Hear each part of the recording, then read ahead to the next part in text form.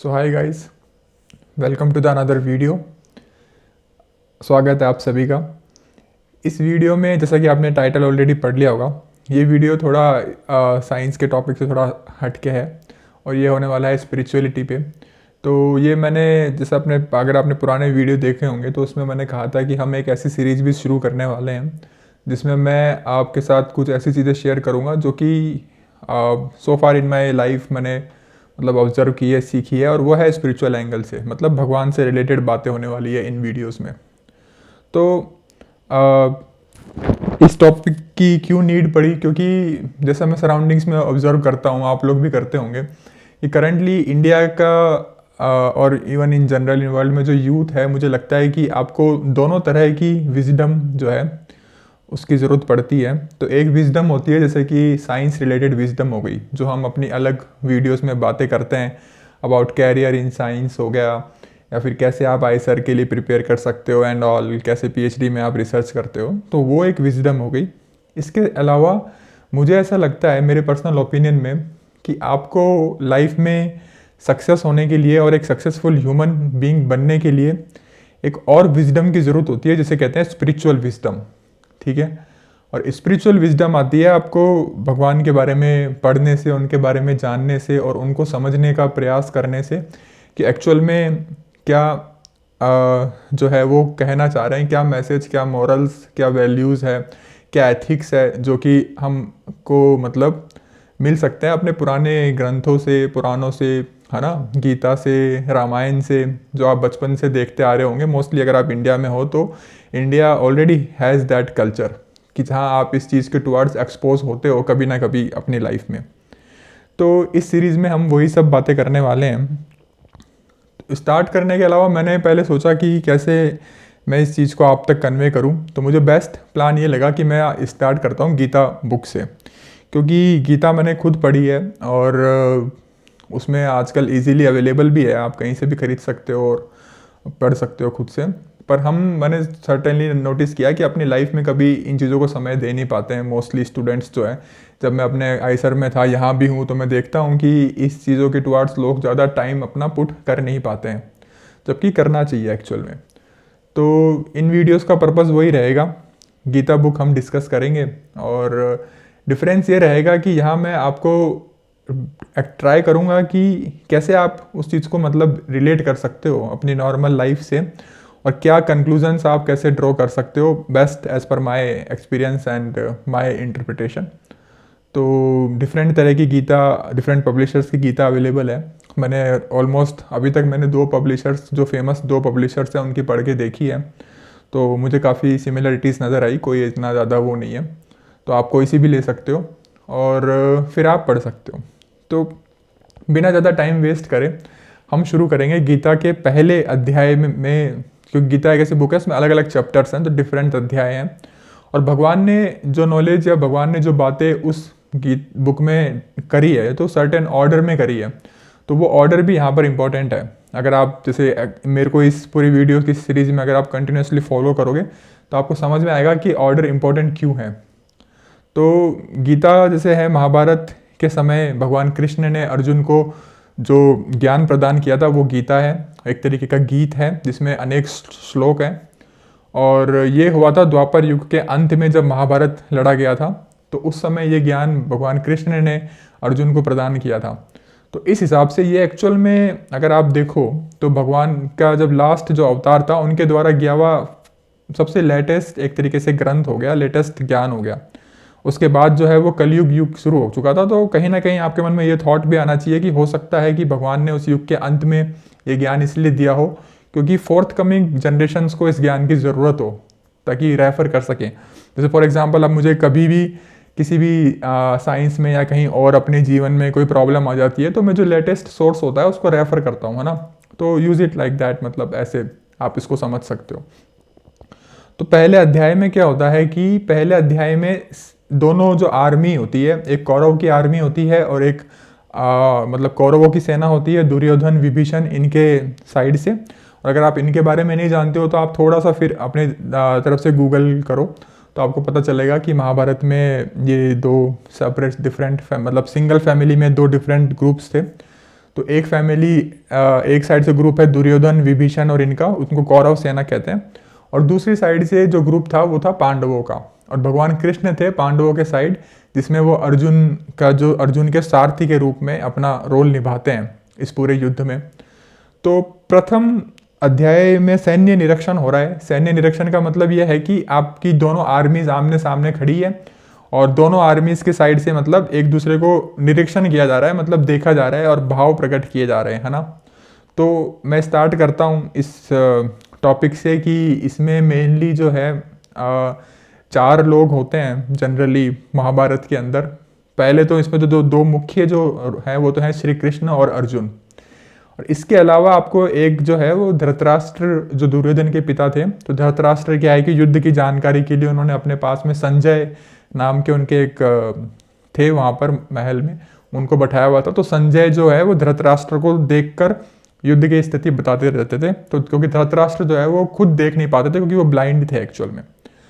तो ये 4 कैरेक्टर्स है। तो जो बातें होती है मोस्टली होती है कृष्ण भगवान और अर्जुन के बीच में, और कई बार बीच में ऐसे श्लोक आ जाता है इसमें धृतराष्ट्र पूछते हैं और संजय आंसर देते हैं, जस्ट फॉर इन्फॉर्मेशन, मतलब धृतराष्ट्र को जानना होता है कि युद्ध में क्या चल रहा होता है। तो प्रथम अध्याय की शुरुआत वहीं से होती है जब धृतराष्ट्र एक्चुअली संजय से पूछते हैं कि थोड़ा मुझे वर्णन करके बताओ कैसा है।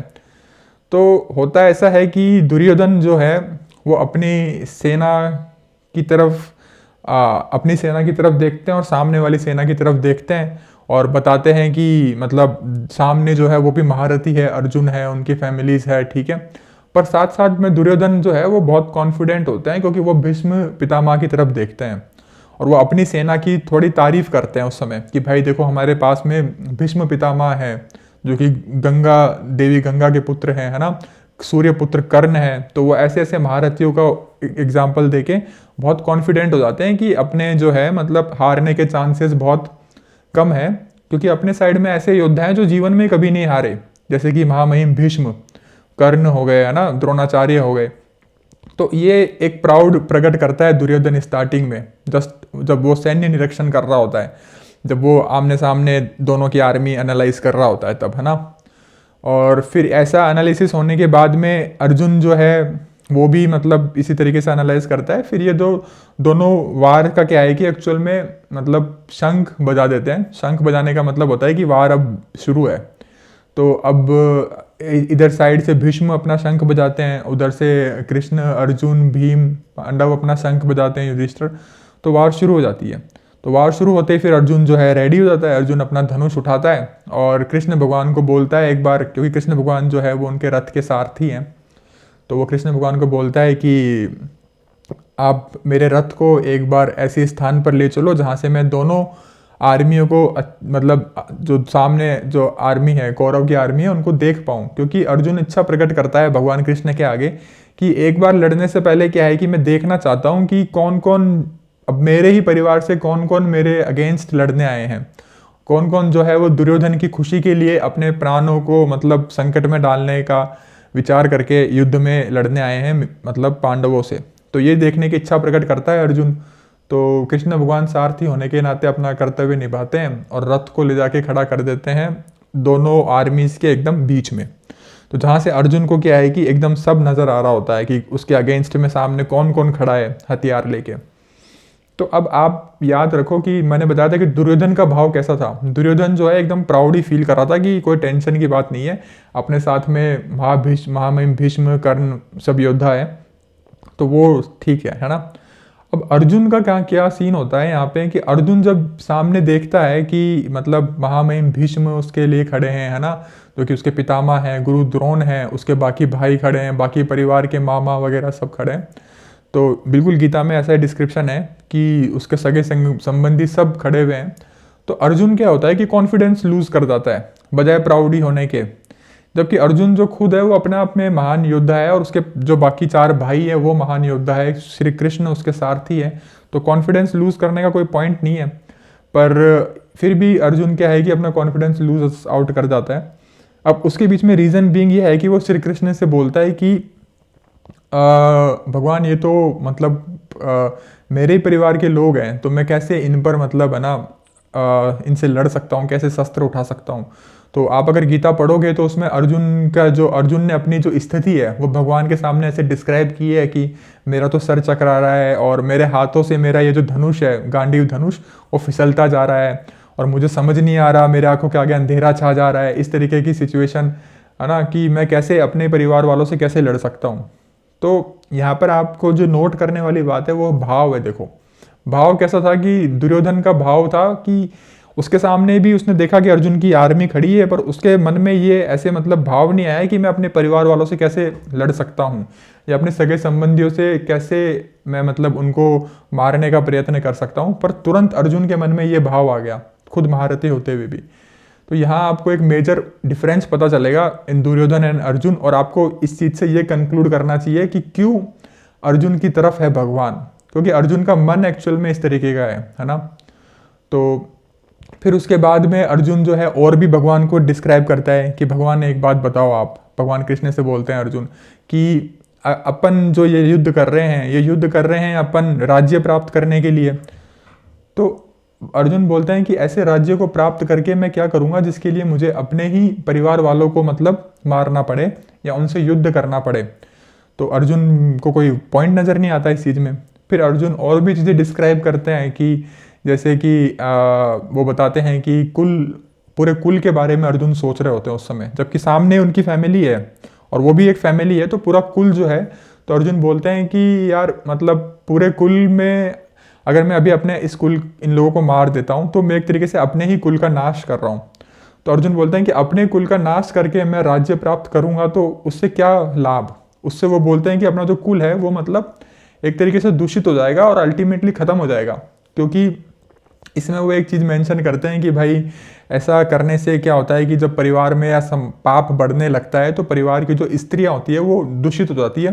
तो स्त्रियों की दूषित हो जाने से क्या है कि आने वाले वंश जो है वो भी मतलब वैसे महावीर योद्धा पर जन्म नहीं लेते उस परिवार में।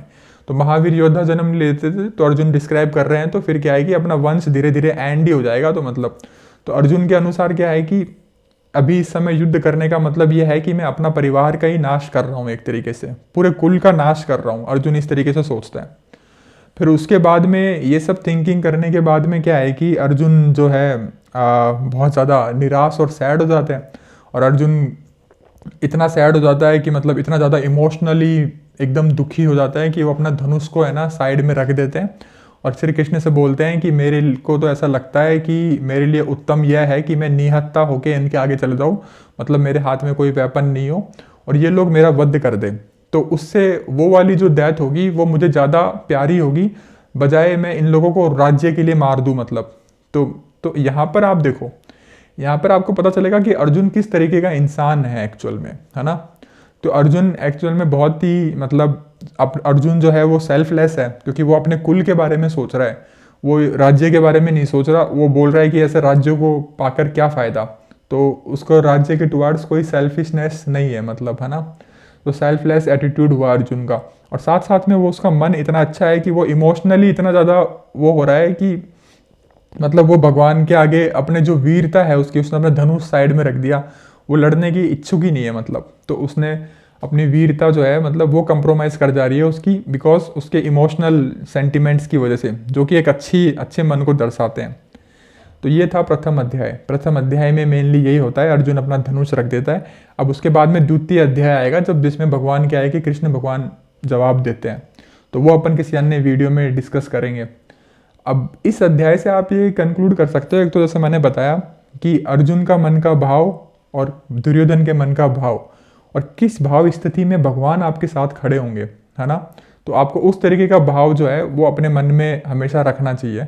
तो इसमें आप देखोगे कि एक सेल्फलेस एटीट्यूड है। सेल्फलेस एटीट्यूड मतलब कि सिर्फ अपने चंद फायदे के लिए, मतलब सिर्फ अपने राज्य पाने के लिए या फिर इस चीज़ के लिए अर्जुन का जो मन है वो अपने परिवार के या अपने सगे संबंधियों के अगेंस्ट जाने का नहीं कर रहा है।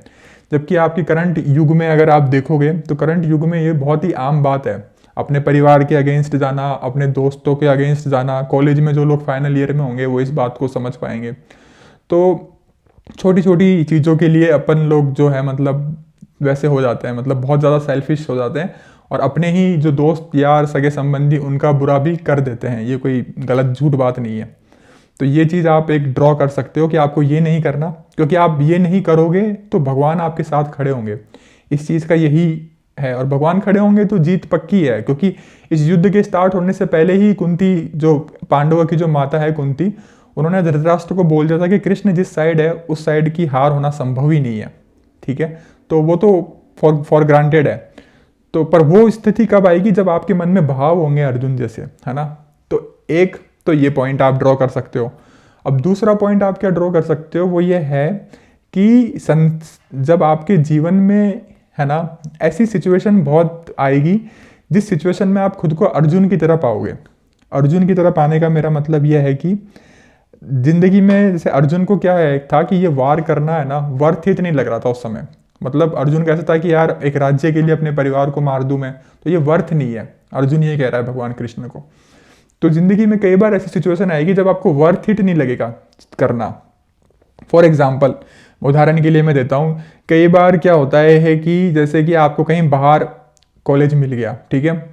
अब बाहर कॉलेज मिल जाने के बाद में वो कॉलेज जो है वो आपके घर से बहुत दूर है, ठीक है।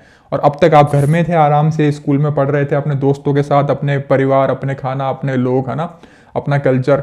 तो पर अब उस कॉलेज के लिए आपको अपने घर को छोड़कर बहुत दूर जाना पड़ रहा है, ठीक है। तो हो सकता है, मैंने कई बार नोटिस किया है अपने स्टूडेंट्स में, इवन कि मैं अपना ही एग्जांपल ले लेता हूँ। तो मैं भी जब जयपुर राजस्थान छोड़ के जब कोलकाता, आईसर कोलकाता ज्वाइन करना चाह रहा था, तो मुझे वर्थ इट नहीं लग रहा था, ठीक है, कि यार ये अपने परिवार का त्याग कर दूं मैं इस समय और पढ़ने के लिए 5 साल वहाँ चले जाऊँ, मेरी ज़िंदगी के 5 साल वहाँ दे दूँ। तो ये एक सिचुएशन है, और उस समय सिचुएशन मेरी भी ऐसी ही सिचुएशन होती है इंसान की जैसे सिचुएशन अर्जुन की थी। अर्जुन कैसे मतलब भावनाओं में बह चुका है, पूरा इमोशनल, एकदम गिव अप कर दिया उसने कि मैं वार ही नहीं करूँगा। तो आपकी सिचुएशन भी सेम ही होती है। कई बार लोग जो है वो विड्रॉ कर लेते हैं, अपने फॉरम में आगे जाते नहीं है ना, रोने जैसे लग जाते हैं उन, क्योंकि सीन ऐसा होता है उस समय, भाई आपकी मम्मी जो है उनके आंसू बह रहे होंगे, है ना। तो इस तरीके की सिचुएशन होती है कि बहुत इमोशनल माहौल होता है और आपको लगता है कि यार ये वर्थ इट नहीं है, ठीक है। पर वही टाइम है जहाँ पर आपको अपने इमोशंस को संभालना है, क्योंकि ये वर्थ इट है। आप आने वाले वीडियोज़ में देखोगे द्वितीय अध्याय में। और ये जस्ट मैंने एक सिंपल सिचुएशन एक्सप्लेन करी। पूरी लाइफ में थ्रू आउट लाइफ में आपके ऐसी सिचुएशंस आएगी जब आप ऐसा फील करोगे कि ये जो मैं करने जा रहा हूँ ये वर्थ नहीं है, और आप एकदम इमोशनल होंगे उस समय। इमोशनल मतलब कि आपके भाव अर्जुन जैसे होंगे, आपका मन करेगा कि मैं तो इसको यहीं छोड़ देता हूँ, ठीक है। पर ऐसा ही नहीं करना है एक्चुअल में। अब आने वाले जो द्वितीय अध्याय में जब भगवान इस चीज़ को एक्सप्लेन करेंगे तब आप समझना, क्योंकि अब ये बहुत डीप बात हो जाएगी। पर होता क्या है कि जब आपका जब जन्म होता है तो आप एक सर्टेन इन्वायरमेंट में जन्म लेते हो, ठीक है। पर आपके उस जन्म लेने के बाद में अनेक कार्य है जो भगवान द्वारा नियत है, मतलब आपको करने हैं। आप अगर वो करोगे तो ही मतलब आप सक्सेस हो सकते हो, और तो ही आप आगे बढ़ सकते हो, तो ही भगवान खुश है, तो ही प्रकृति खुश है, तो ही यूनिवर्स खुश होगा आपसे। और यूनिवर्स का खुश होना इम्पोर्टेंट है। और आप नहीं करोगे तो भी आपको मतलब वो करना ही है, क्योंकि भगवान वो चाहते हैं। तो इस चीज़ में क्या है कि इमोशनल होके बैक ऑफ कर जाना, जैसे अर्जुन अभी बैक ऑफ कर रहा है कि मैं तो लड़ाई करूंगा ही नहीं, अपनी भावनाओं में होके, तो फिर क्या है कि आप नियति के अगेंस्ट जा रहे हो, ठीक है। क्योंकि भगवान की इच्छा है तो वो नियति है, वो होना ही है। पर आप नियति के अगेंस्ट जाके क्या है कि अब आप जब नियति के अगेंस्ट जाओगे तो आपकी लाइफ डिफिकल्ट हो जाएगी एक्चुअल में। तो वो आपको आने वाले अध्याय में समझ आएगा। तो यही था फर्स्ट अध्याय। और इस सीरीज़ में अगर आप ऐसे वीडियोस और ऐसे डिस्कशंस को पसंद करते हैं तो डू सब्सक्राइब दिस चैनल, और क्योंकि आगे आने वाली बातों में हम और ज़्यादा डीपली इन बातों को समझने की कोशिश करेंगे और अपनी नॉर्मल लाइफ से रिलेट करेंगे। और बहुत इंटरेस्टिंग है ये conversation between Arjun and Shri Krishna. आने वाले अध्याय में आप समझोगे कि श्री कृष्ण कैसे अर्जुन का हौसला दोबारा मतलब उठाते हैं और उसको समझाते हैं कि भाई क्या है मतलब जीवन और क्या है तुम्हारा कर्तव्य, ये सब। तो I hope you like and enjoy this video. तो मिलते हैं अगले वीडियो में, तब तक के लिए bye bye, take care and see you.